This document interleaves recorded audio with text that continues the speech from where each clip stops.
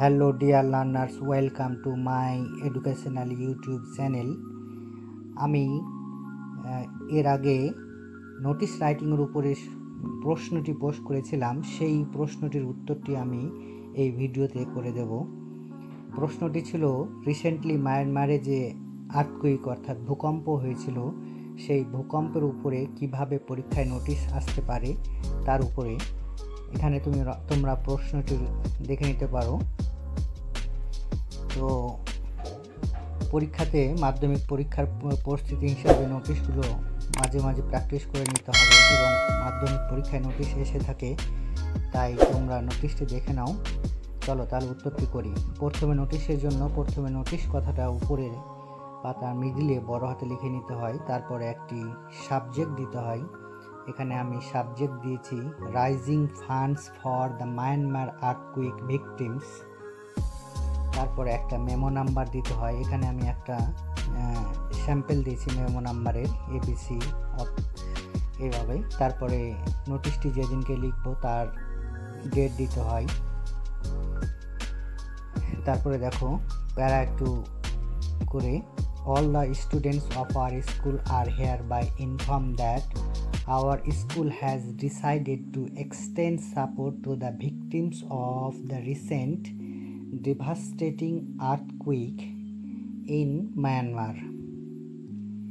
Thousands of people have lost their homes and are in urgent need of food, clothing, medicines and other essential supplies.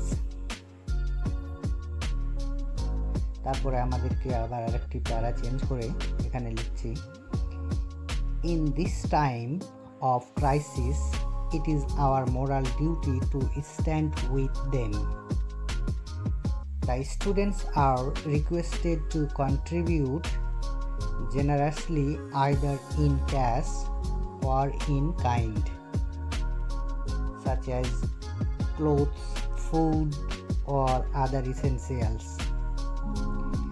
The contribution must reach the undersigned on or before 3rd April 2025.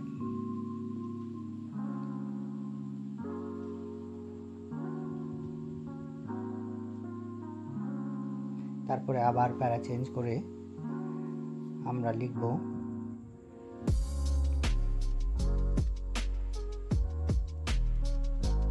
For further details, please contact the undersigned. Your cooperation in this humanitarian effort will be greatly appreciated.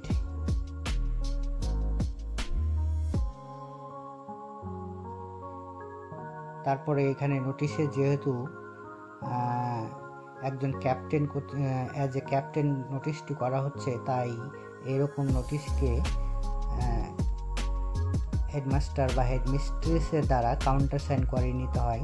তাহলে এখানে বাম দিকে দেখতে পাচ্ছ counter sign by headmaster বা headmistress, তারপরে ABC school একটা অর্থাৎ তোমার নিজের স্কুলের নাম হবে, তারপরে ডান দিকে signature SD the captain of ABC school.